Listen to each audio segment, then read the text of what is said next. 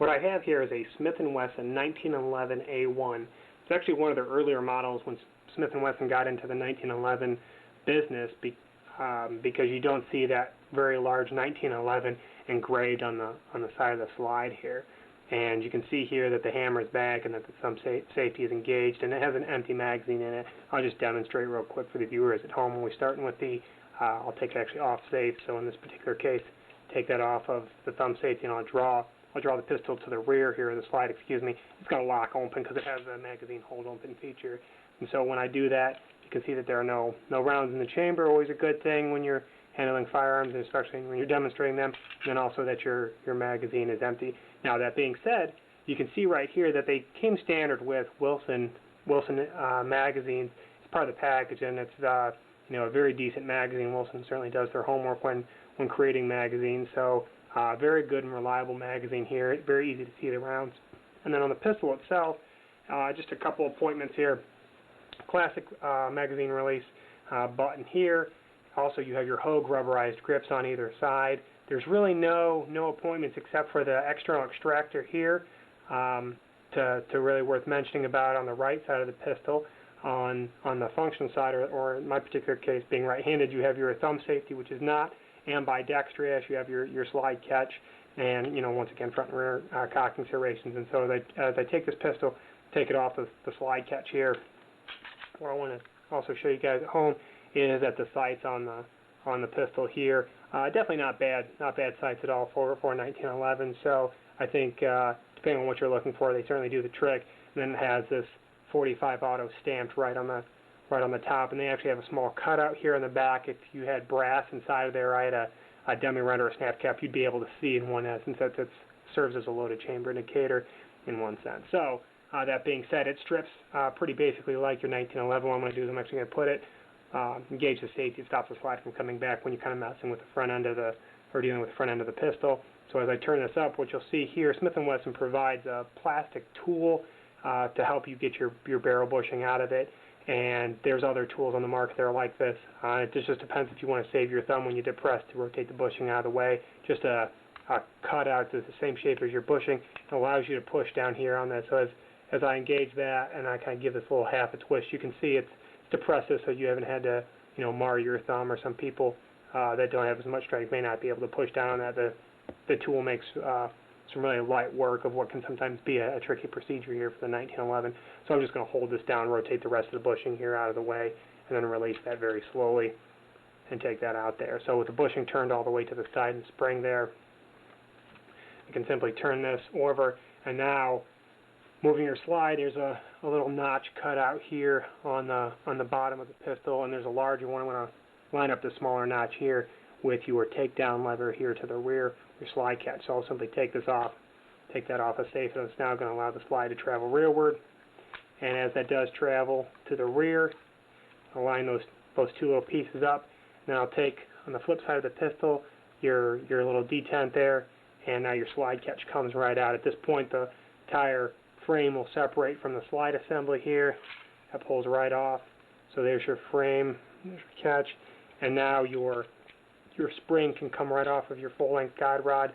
The flattened end goes towards the flattened end of the spring goes towards the trigger housing group, and then your full-length guide rod can come right out of your pistol.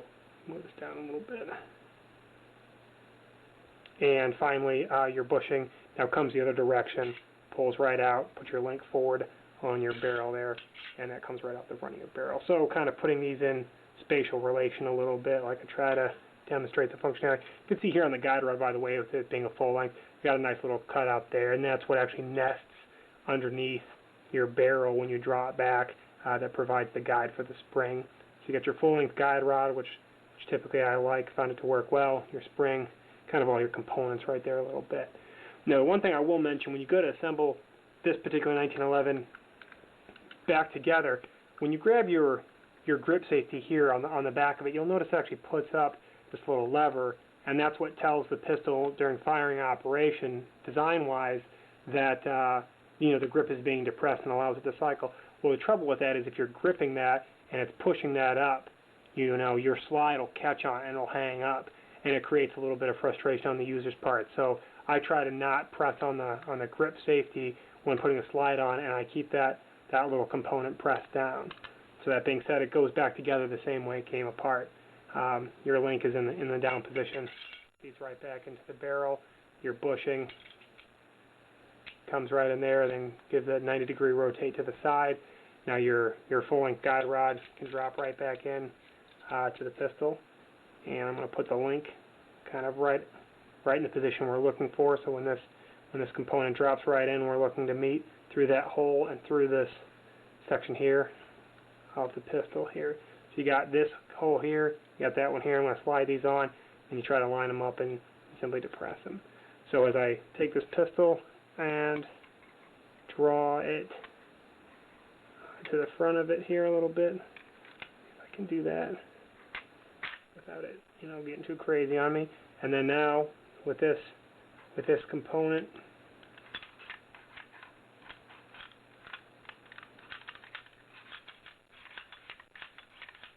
and I haven't done a very good job of it, as we can see here, because I'm doing it upside down and gravity's kind of working against me here a little bit.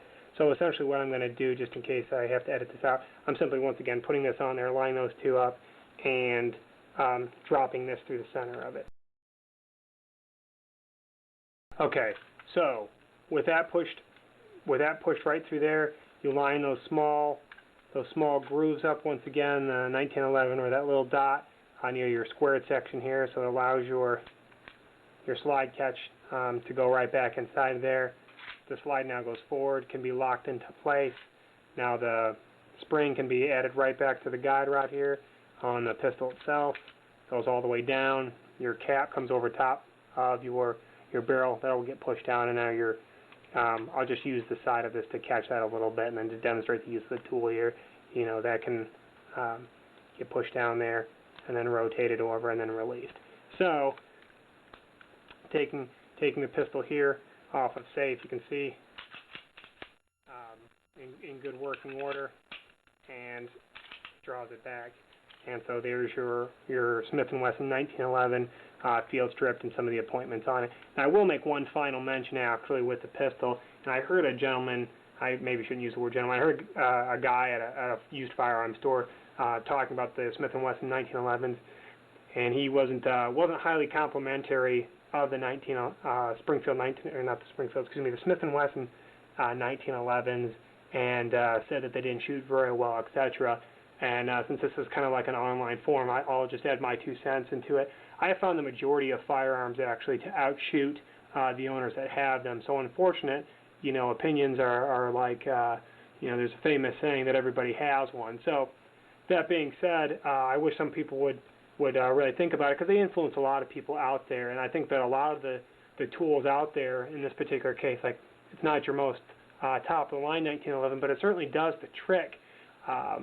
They'll shoot typically a lot better than the owners will. So you can take an average pistol in the hands of a proficient person, do pretty extraordinary things with them. So my 2 cents is, just because it's not a top line 1911 doesn't mean that you can't hit a target consistently with it. So I have had no problem with this 1911 from Smith & Wesson hitting the targets that I've been aiming for, and I found it to be pretty robust and a decent value at the time that it came out. So if you're interested in getting a Smith & Wesson 1911A1, hope this sheds some light on it, and thanks for watching.